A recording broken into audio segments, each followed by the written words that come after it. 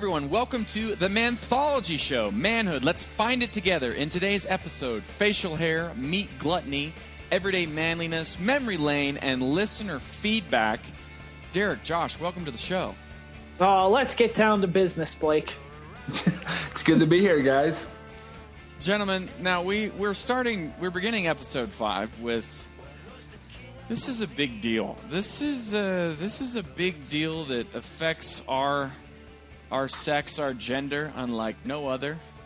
And it's pretty much exclusive to our gender unless you're working in a circus in circa the 1800s. I'm talking, of course, about facial hair. No, I thought you were going to a very different place. Yeah, I did too. Wasn't sure there for a second. So, facial hair. Do any of us in this room have facial hair? I mean, I can't.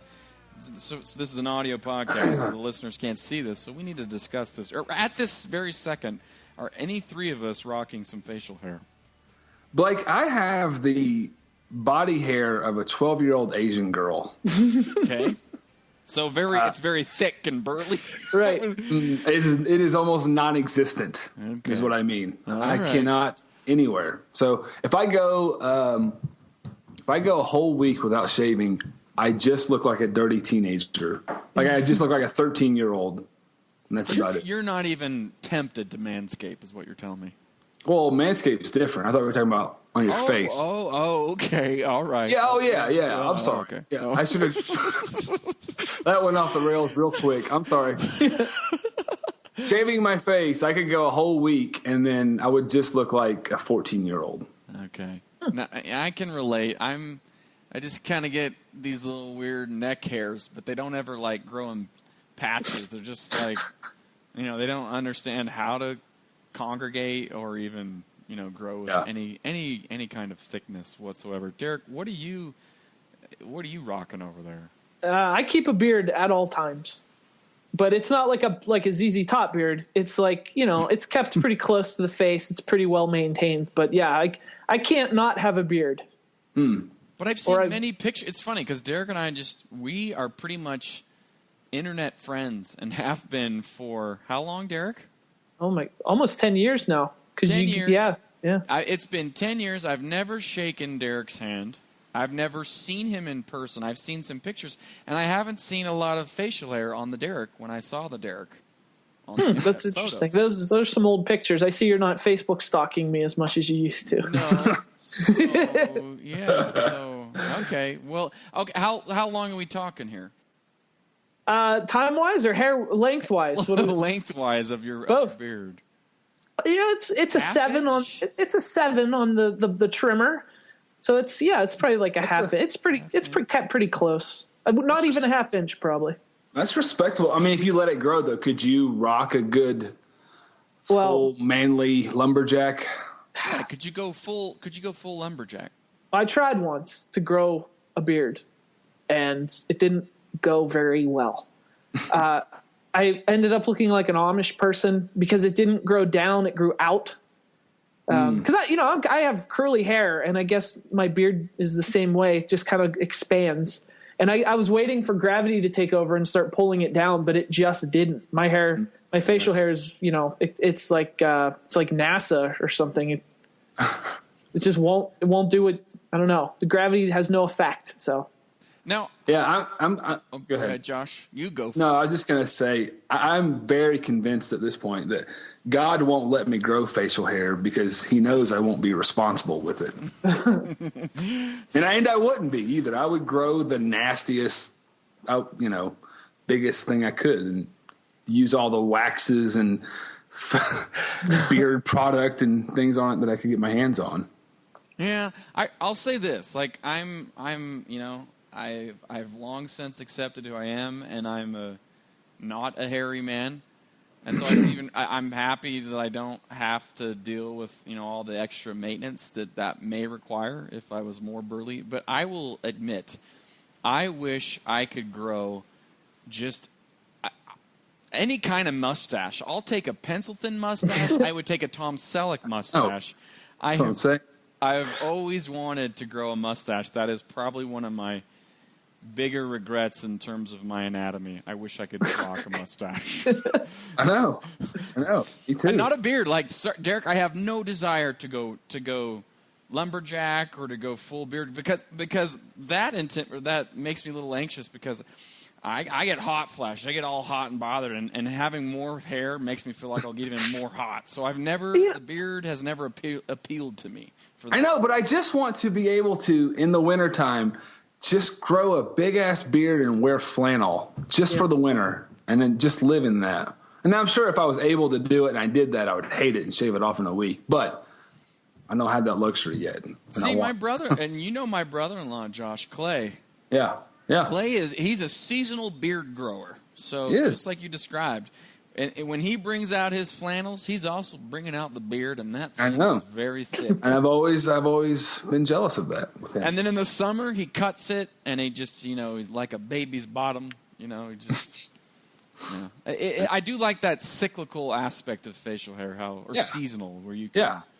Well, facial hair is like it's one of the ultimate forms of male expression, I think. It is. You could do so much with it, and it's exclusive to what it's something only men can do, and only a very certain portion of men can do. So if you're able to, as one out of three, as we'll find, yeah.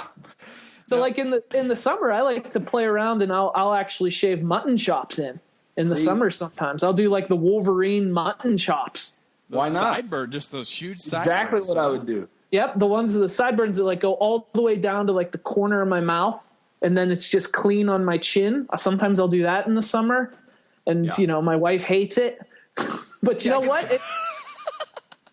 I could see how she could hate that, Derek. Yeah. It's not a very becoming look. Let's be honest. No. Plus, I'll walk around and like pretend to shoot adamantium claws out of my hands. Of course, because you got to, and that's the kind of fun that I miss, that I'm longing for. I'm so jealous of.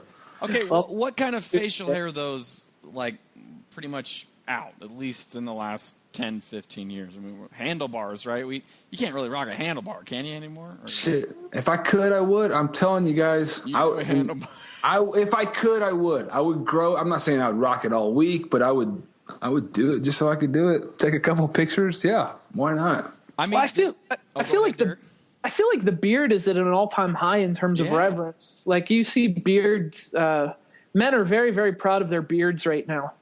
I've complimented many men on their beards, just for saying that's an epic beard, and they always give me this knowing nod, like, it is. Yeah, nice skin, pretty boy. Okay, now there is obviously a side effect about a really manly beard, and that of course is the unintended consequence of getting food stuck in said facial hair. There's that great SNL skit where what's his name? He's in the Will Ferrell. Will Ferrell's in the tub, and he's just got this beard, and his girlfriend's talking about how he's got this gristle and grease. Oh, it's just gross, dude. It's gross. Our bellies were sluggish with goat meat. With meats. 3 pounds of pork. Oh, gosh. Anyway, any listeners out there, if you've got a righteous beard or delicious, or not a delicious, but a very, how can you describe a mustache? If beards are epic and righteous, what is a mustache, gentlemen? It's a very, very Selleck. Selleck mustache. Yeah, if you have a Selleck mustache or righteous beard. I want to see pics on Twitter. Yeah, pick or we don't believe you. So at Manthology Show, let's see your righteous beards and your Selleck stashes. I expect to see some really good turnouts. So tweet us at Manthology Show. Okay, now I'm pretty excited about a trip that I took for work last week, Josh and Derek. I went to the World Barbecue Championships in Memphis, Tennessee. No lie. Now, doesn't everyone's job bring them to that every year? It's a very common place to go for a work assignment. No, I went there. I was doing a story on Memphis, and this was part of the story. And there's a lot of barbecue places, barbecue contests throughout the world. But according to USA Today, this is like the number one rated, the most respectable one in the nation, and I would certainly attest to that. And had a wonderful time. They placed. I actually got to judge the contest, which was a lot of fun. Wow. Yeah. So it was kind of a big deal. I mean, there was a lot of other judges. There's probably, I don't know, 2-3 dozen judges. Were you the only judge without a beard? Probably one of them. That's probably true. I felt a little inadequate going there because this is my first. Who's this tall child over here judging with us? Yeah, so I got to judge the exotics contest, which is anything that's not pork or beef or seafood. What was the weirdest thing that you saw in the exotics section? There was this mystery meat that was in this. Yeah, I don't know. It was pretty dry. It actually was probably one of the worst things I had. And then I had white meat that I was told was pigeon, and it was quite good. So I don't know. I've never eaten pigeon, but it was actually really good. It tasted more like I thought it was almost seafood for a second. And it didn't have a fishy taste, but it had that texture more of, I don't know, like not quite texture as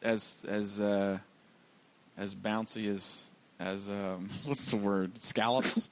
Not so much like that, but something in between. Anyway, it was that. But the best exotic meat that I had was bacon wrapped bison. Ooh, which was quite good. And then I had a lamb shake. Anyway, I got to judge a bunch of different things, but I'll say this, gentlemen. And it was just a wonderful experience. Seriously, one of the cooler job assignments I've had in a long time. I mean, guys, this meat isn't going to eat itself, so someone has to do it. So. It's not. Anyway, but the funny thing is, and I don't know if this is just because the contests were going around or because I was in the Deep South, which I spent my adolescent years and have very, very fond memories of my time spent in Georgia, and this was in Tennessee. There was not. I went 3 days without eating a vegetable. I couldn't get access to a vegetable. Now that sounds like no veggies, But fellas, when you're eating this much meat, your body kind of wants that fiber to help digest all this meat. Something's got to push all that through. Yeah. I don't think I had a bowel movement in 3 days. No, I'm just joking. But it was an extended period of time. So I don't know. That's my barbecue report, that I had incredible meat, but I did miss the veggies. And so can veggies be manly? Let's just throw that out there. Can they? It depends what kind of veggies you were expecting. That's the key here. Okay, let me just give you let me expose you to what I did have. So, well, I'm sure at the Barbecue World Series or whatever, the only veggies you had were like a small little daisy cup of coleslaw was probably the only thing, or a pickle. No, I know this is. What I'm not judging anyone. I didn't expect to go to have as much veggies as I'm exposed to when I go to California. I fully admit that. Hey guys, where's the kale? It's a good thing you didn't ask for kale, or you wouldn't have been. But Josh, what happened though? Again, back to what I'm saying. I was like, I could really use some fiber-filled veggies to help get the stuff out. So that's what I'm trying to say. So you're right. That's a fair assessment. But I will say, the first time I was exposed to veggies, I went to this great little restaurant called Hog and Hominy in Memphis. Really liked it. I'm a big fan of Brussels sprouts. I know a lot of people don't like them, but I love a good Brussels sprout. They bring out Brussels sprouts, and I was excited, but they were wrapped in bacon and cooked in bacon grease. I was going to guess they were fried, but bacon is even better. So, later on in the day, the weekend, I should say, I had the best green tomato that I've ever had, but fellas, it was deep fried. So again, it neutralizes. I think when you deep fry something, it kills all fiber, but I don't know. By day 3, Blake was in the back courtyard of his hotel eating grass like a cow. Yeah, I mean, I can really.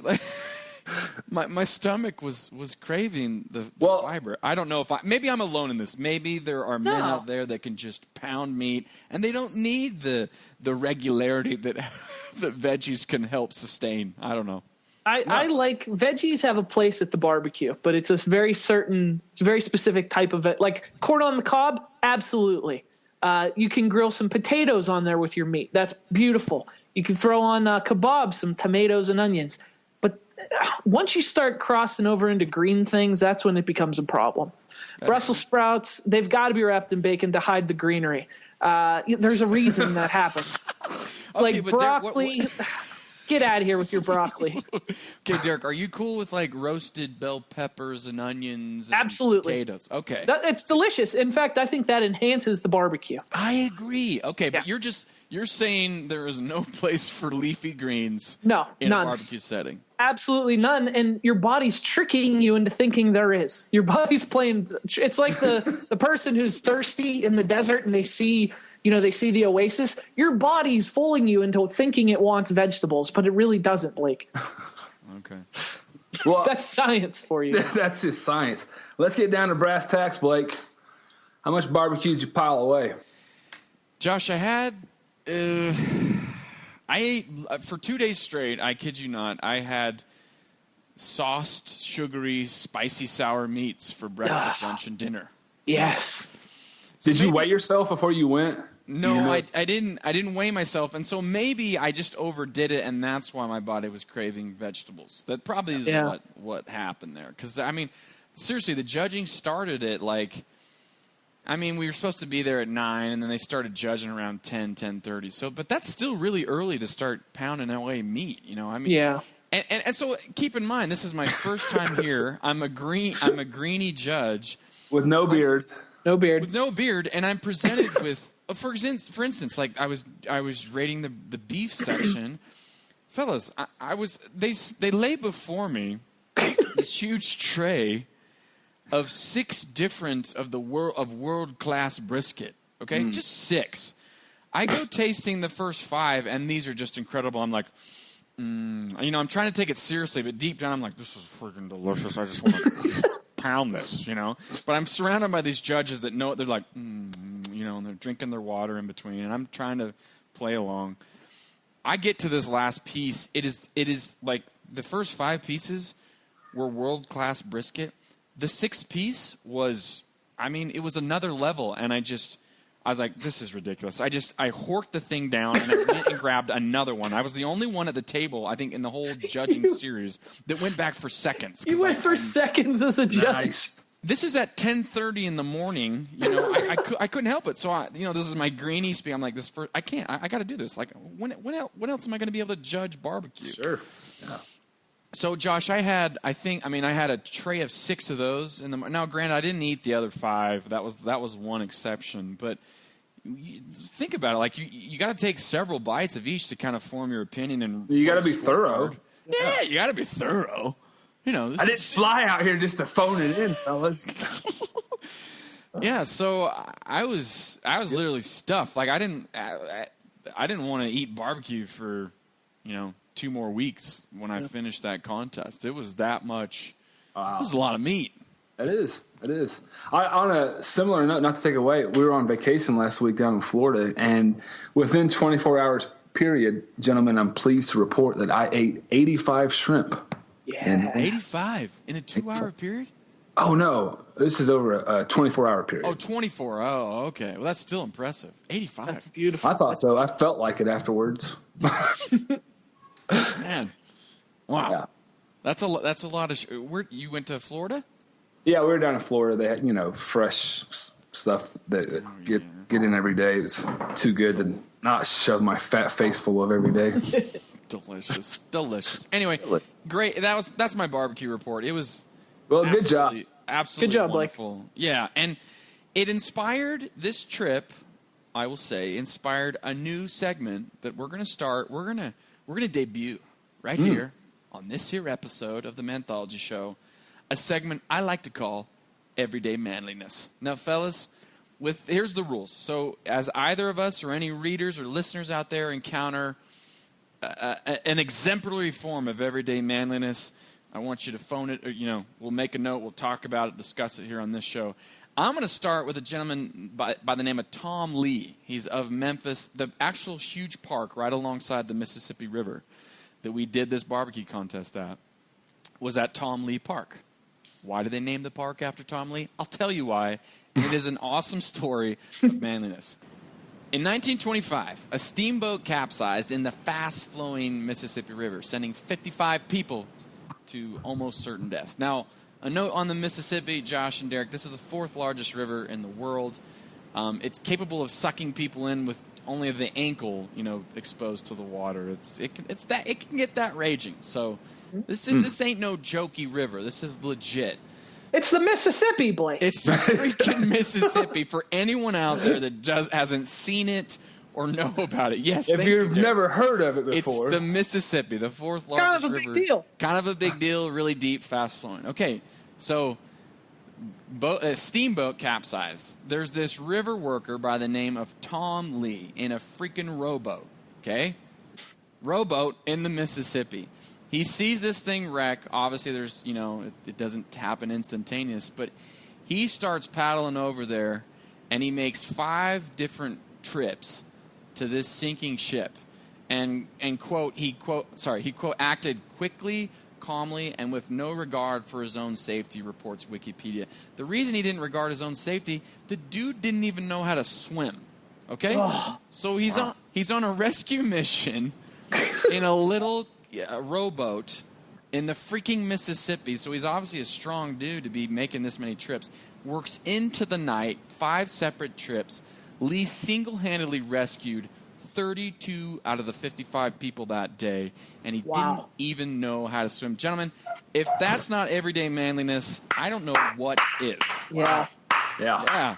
Awesome story. They have this statue of Tom Lee, pulling in some guy. It's just a really, really cool story. So, yeah. Raise your barbecue to Tom Lee. Lee. Yeah, represent from Memphis. Awesome story. So if either of you encounter stories like that, please bring them to the show. And if any listeners out there know of everyday manliness, so we don't want the celebrity heroes. We already got plenty of those. And not that they're deserving of accolades, but we want to, in this segment, we want to try to profile and highlight, everyday awesome. It's a celebration of everyday men. There you go. Yeah. Okay, Derek, as I understand it, you took a visit to the old barbershop this week. Yeah. You don't sound... And? Do we really have to talk about this after we talked about Tom Lee? It's a perfect segue. It really is. Yeah, it really is. I mean, you got to take this. You're the Tom Lee of this story. Oh, God. Well, as you all well know, I have the hair of Aphrodite, okay? And I'm not ashamed of it. I have long, curly red hair. And occasionally, I go to get a trim at the barber shop. Usually, I can tell it's time for a trim when I wake up in the morning and I go to lift my head, but my back is on my hair, and so I can't get out of bed. It's a pain. Derek, hold on. Can I just stop you there? I got to ask a question. Whenever my wife says she goes to get a haircut, I get all nervous because I really like her long, black, dark hair locks. Not black, but deep, deep, dark brown hair. And she's always like, I'm going to get it cut, but it doesn't grow unless you cut it. Is that true? The hair doesn't grow from the ends. It grows from the roots. From the root. That's a bunch of old life. Thank you. My wife your hair. It looks better if you cut it because there you go. So that's what she's going after, but she sells it to me like it grows faster if you cut it. I don't know. I mean, the fact that I even know this is embarrassing, but yeah, if you trim it, it's going to look fuller. And look, let's just move on. Let's get through this as quickly as possible. All right. Sorry. So I go to the barber shop and, I sit down to get my hair cut. And the first thing is, because it's curly, I always get a shampoo first. Well, yeah, you're not an animal. Right. It goes easier. It goes more smoothly if my hair is wet. It's just hygiene. Yeah. So I get the shampoo, which is just, I asked the lady, how many men get the shampoo? And she didn't want to hurt my feelings, so she kind of danced around the question like a politician. So we go over to her station, and I'm sitting right next to like two other guys. I'm in the middle. And they're like older guys that are just getting the buzz, the clippers, the are flat you know? top. Yeah. Little off the back. That High and tight. high and fellas. tight. And she asked me what I would like, and I tried whispering. I was like, well, I like about 1.5 inches off the ends, but if you could also, I don't like it to be a straight cut. I'd like a little bit of layer, but don't go ahead and layer it. I'm not a chick here. Don't go A-line on it. It's like these guys just turn their head real slow, and they look at me, and it's just, I could feel the disappointment in their stares. And then, of course, while you're getting your hair cut, the barber talks to you, and she's talking to me about, like, your hair is amazing. She's like, you know how many girls would pay money to have hair like this? And these guys are just like, yeah, women would pay to have his hair. And so, she's like, what kind of product do you use? Yeah. Just And, talking shop. Talking shop, but it's like I don't want to talk about this. I use Garnier Fructis, okay? Can we just move on? The one with the argan oil from Morocco. You know what I use, Karen. Don't make me answer it. It's Sleek and Shine, Karen. I'm in here every 6 months. You know what I use in my hair. Me. Top shelf only. Why do you ask me every time? Derek, there's many things that I like about you, but one of the things I like about you is you march to the beat of your own drummer, but you do so in what I view as this epicenter of blue collaredness, Pittsburgh. Uh-huh. So that's Right. I love the what's the word? The juxtaposition of little Derek in blue collar Pittsburgh. I absolutely love it. And I know you're a big fan of Pittsburgh. So is that something that you encounter often, being in a city like the Burgh? Not really. I mean, I live in the city where it's kind of like anywhere else in America. Big city, like, it's metro. You got metrosexuals and all that stuff. Yeah. And, when you're in the city, it's it is what it is. And when you're outside the city, that's when, once you get into the suburbs, that's where you get like the sort of the manlier men. Right. Yeah. So I don't encounter it very often, but there are times when it doesn't even have to be manly men. Just like men with like the salt and pepper gray in their hair. They look like they know life because they've lived it. Seasoned men. And they're in there. It's going to take them 5 minutes. They're just going to get a little off the back. They know the number. They tell her what number to go to on the trimmer, and then they're in and out, But with me, it's this whole ordeal, and she suggests VO5, and it's like... Did you try it? Did you try it? Of course I tried it, and it was wonderful. Yes. And I say, own it, Derek. You got to own it. Well, normally I do. It's just when you're sitting next to men, I don't know. I basically just felt really inadequate that day. And I'm glad that I only go to the barbershop probably once every 6 months for a trim, because I wouldn't want to do that regularly. You got to keep the salad tight. You got to. I get my hair cut every 14 days. I'm getting one this afternoon, fellas, right after this show. Where do you go, Josh? I go right upstairs and I have my wife do it. My mother-in-law is a seasoned hair beautician or whatever, and my wife cuts a mean salad, so I haven't paid for a haircut in over a decade. Yeah, I'm a self-cut guy. I just get the mirror going and I like kind of make it work. Yeah, I can't do that. Self-taught in high school. Old Brooks, shout out to my brother Brooks. Brooks is the one that kind of he led the way, and so I've been cutting my hair since high school. So. Oh, and the worst part of the whole thing is after I got my hair cut, I'm walking back to my apartment, and I have to walk past like Bob's barbershop with the twisty thing on the outside. Oh yeah. It's and Bob's been cutting hair in the same brick building on the street for like 100 years, and only men go in there. And they got the straight razor. It's that kind of barbershop. And as I walked by, I just felt like Bob looked out the window at me and shook his head, because I specifically go to like the beauty salon with the girls who are trained in like, it's just because I'm a special case, Bob. You don't have to look out the window and if I felt confidence that Bob would know what to do with his hair, I'd go. He wouldn't, yeah. But he wouldn't. He would look at me and it would just Bob doesn't have the technical training to even come near that salad. Right. But that's my fault somehow. And I'm sure you're not projecting any feelings onto Bob at all, right? No. Derek? Like you're. No, stop. Please. Oh, I love it. I love it. Gentlemen, we got a pretty good letter in this week. Josh, why don't you read the mailbag?